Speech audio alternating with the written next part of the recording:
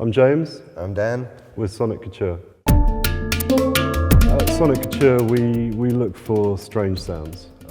We look for sounds that aren't readily available out there. We look for sounds that interest us primarily. It has to excite us. That's our main criteria. So we're always looking for weird, unusual instruments or ways of creating sound that are a bit different from what's usually done.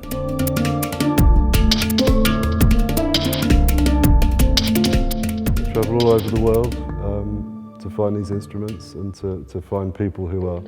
It's very important for us to find people who are, of course, good players to work with them, because a lot of them have strange techniques to play them. So it wouldn't really be any good if we just if we bought one or hired one. You know, we also need the skill required to get a sound out of them. We don't really like to make any distinction about whether it's an ethnic sound or whether it's an electronic sound that might be used in dance music. If something's an exciting sound to us, then we'll record it.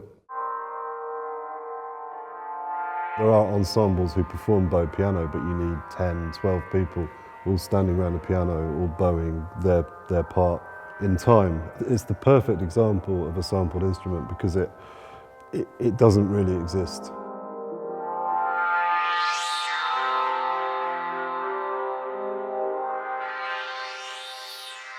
So yeah, this is the bowed piano. We just have macros controlling various aspects of its playback. So the first one, down here on the left, you can see something called bow type.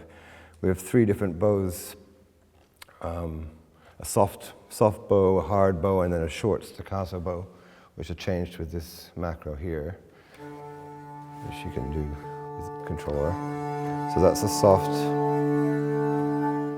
and that's a louder bow. And the short ones.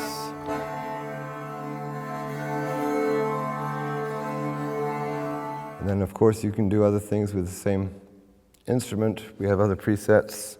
For example, this is an arpeggiator on the short bow.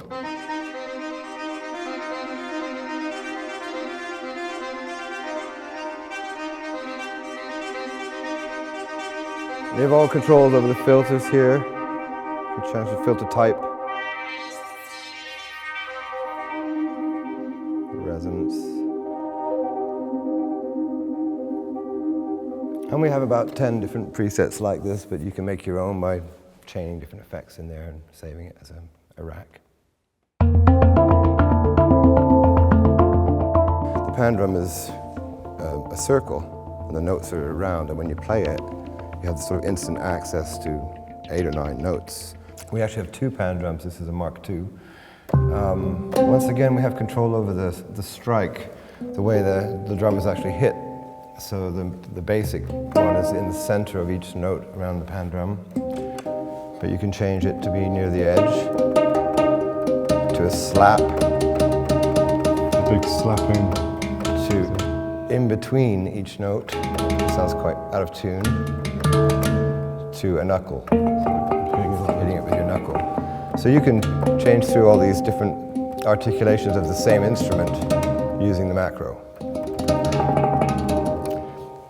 Above this, we have a jammer. What we call a jammer is a type of arpeggiator with varying degrees of randomness. So it makes music instantly out of whatever you're holding down. It's kind of generative. It's a generative arpeggiator.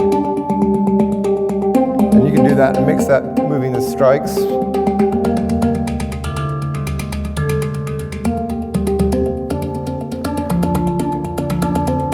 So you can get quite a lot of different sounds out of the one drum.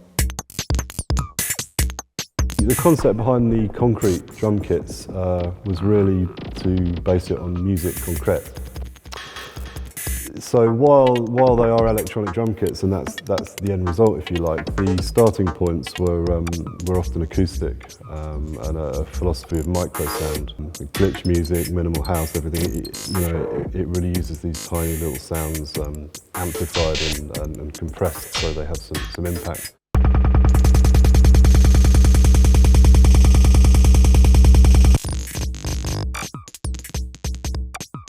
Okay, now we're going to be looking at Concrete Drums product and a particular feature of that, which is the glitch machine. And this enables you to play various patterns or sequence your own, but you can turn the glitch machine on and create drilling kind of drum effects. It's best if we demonstrate. Okay, on macro number 1, we have the glitch on, so we can just twist it. You can immediately hear the drilling effect. We can control the speed of that with the second knob. You can hear it slowing down. And here we get a really skippy effect. On. You can choose a different loop.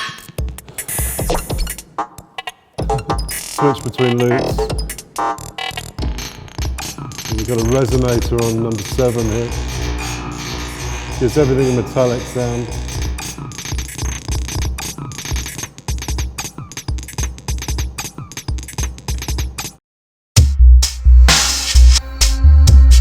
We have 3 loop-based products: Abstract Breaks 1, Abstract Breaks 2, and Tremors.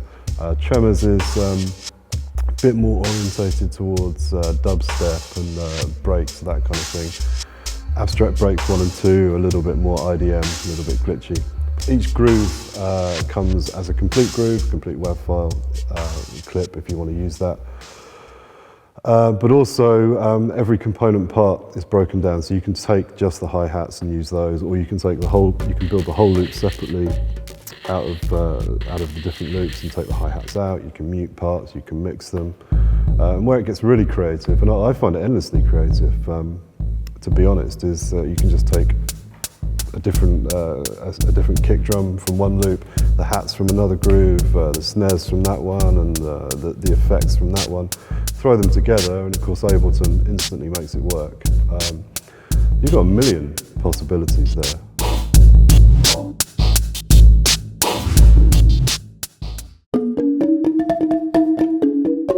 Now we're going to have a quick look at the Ting Click, which is a bamboo instrument from Bali. The basic unadorned instrument has 14 velocity levels, so it's very dynamic.